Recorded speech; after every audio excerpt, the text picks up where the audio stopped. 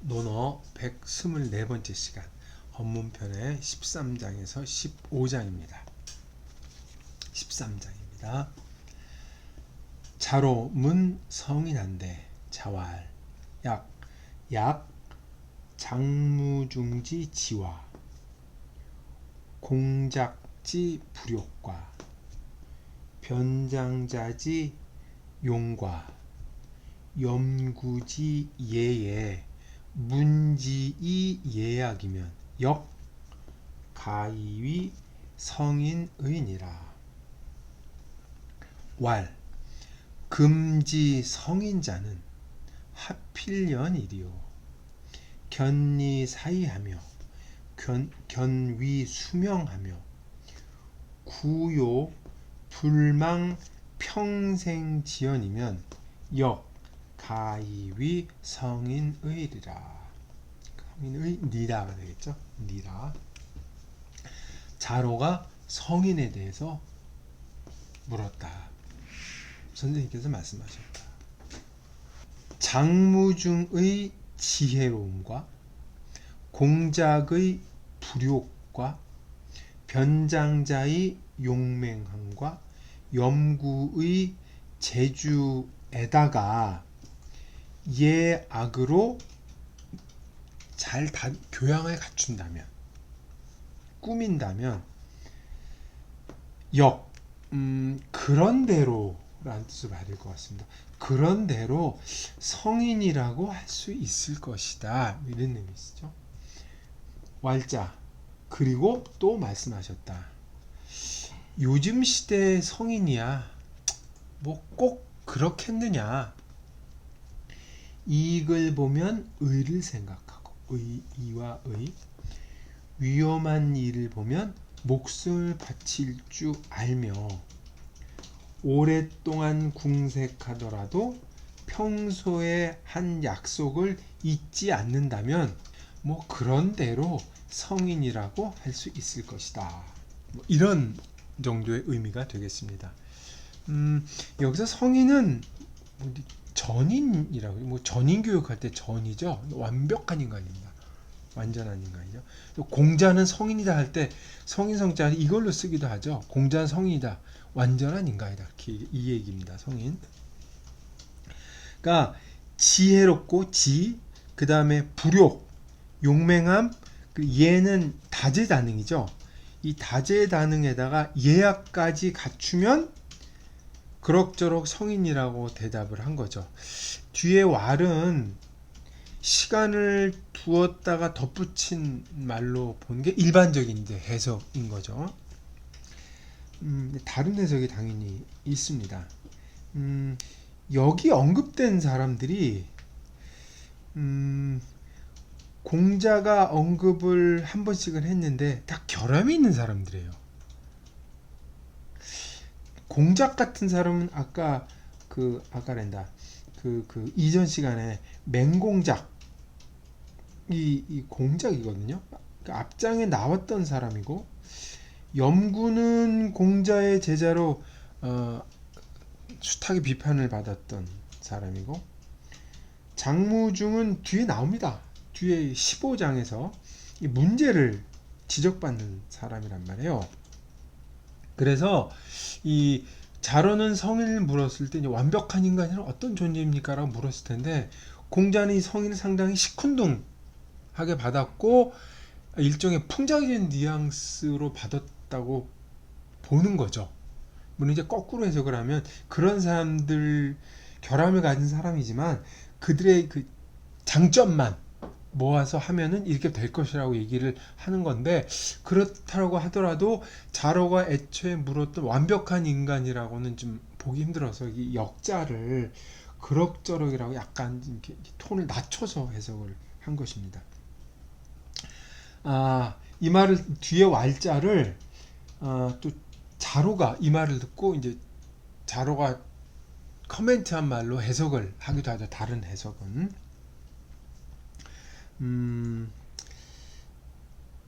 공자가 자로가 물은 애초의 의도에 비해서 생각보다 낮은 단계로 정의한다고 한다면 뒤에 말이 좀 흥미로워집니다. 공자의 말로 볼 때.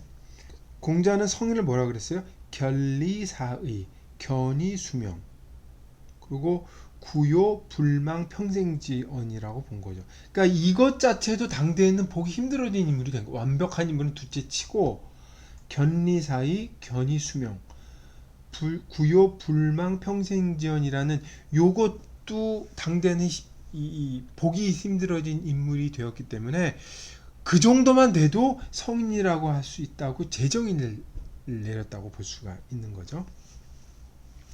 이 상당히 구체적인 행태를 들어서 얘기를 했다는 게 눈여겨볼 필요가 있겠습니다. 여기서 요자라고 해서 구요라 그러는데 요는 보통 약으로 풀죠. 궁핍하다는 뜻입니다. 오랫동안 궁핍해도 이 평생은 평소로 보통 뭐죠? 평소에 했던 말, 아니면 이제 소시적으로 봅니다. 젊었을 때, 어릴 때 한 말이죠. 소시적의 한 말을, 소시적의 한 약속을 잊지 않았던 궁핍한 생활을 하는 가운데도 그러면 성인이라고 볼 수가 있겠다. 뭐 이렇게 하는 거죠. 여기 변장자라는 사람이 처음 나왔어요. 변장자. 이 변은 이제 노나라의 변읍 지명이죠. 지명. 노나라 변읍의 대부를 했던 사람인데 제나라와 전쟁을 벌이면서 용맹을 발휘했기 때문에 이 변장자지 용이라고 얘기를 했던 사람입니다. 14장을 한번 보겠습니다. 자왈, 자문, 공숙문자, 공명가왈, 신호, 부자, 불원, 불소, 불치호이까. 불치호아 이렇게 되는 거죠. 공명가 대왈, 이고자 과야로소이다. 부자 시연후 언이라 인불염 기언하며 락연우 소라 인불염 기소하며 의연후 취라 인불염 기치하나이다. 자왈 기연가 기연호리요.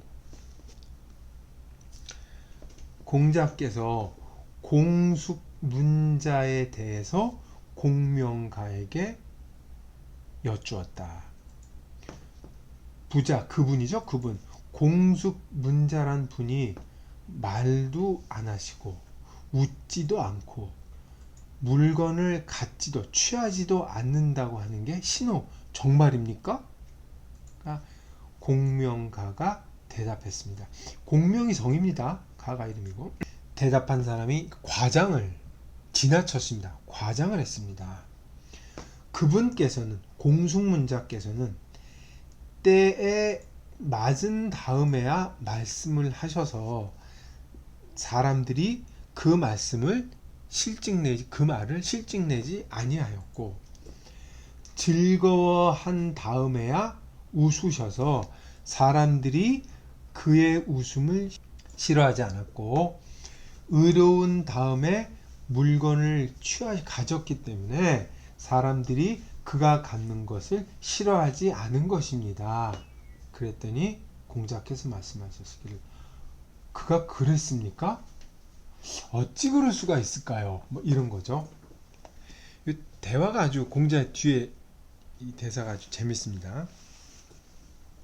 이 공숙문자는 위나라 사람입니다. 공명가도 당연히 위나라 사람이죠. 공숙문자는 위나라의 대부였던 거죠. 공자의 마지막 대답이 재미있죠. 주자는 둘 다 의심하는 말로 풀었어요.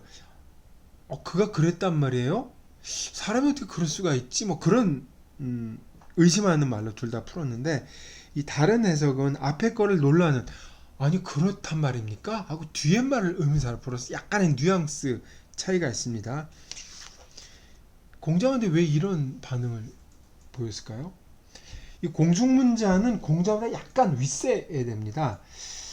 공자가 만나보지는 못했는데 소문을 들었던 거죠. 그 소문이 불언불소 불치였던 거예요. 이게 말이 안 되는 얘기죠. 아무리 사람이 그래서 물은 거죠. 아니 어떻게 그게 정말입니까? 그랬더니 이제 진실을 물었는데 그 대답이 더 걸작이 돌아온 거죠.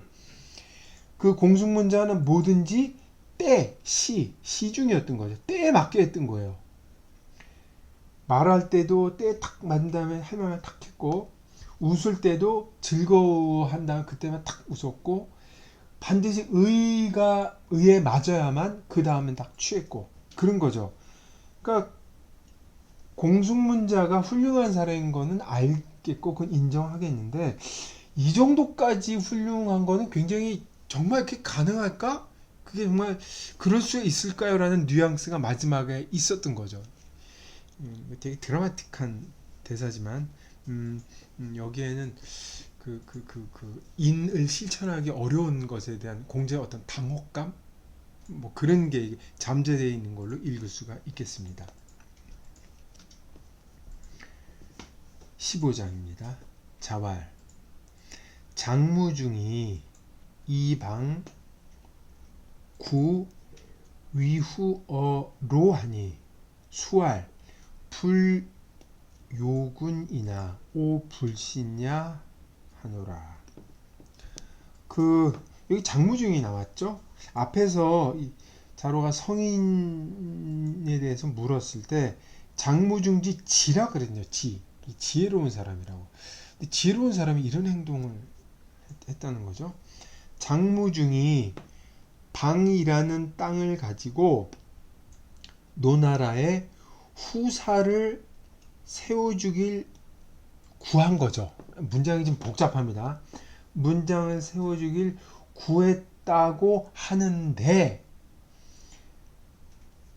요군 임금에게 요구하지는 않았다고 하지만 나는 그 말을 믿지 못하겠다. 이렇게 된 거죠. 여기서 핵심은 구자와 요자의 차이예요.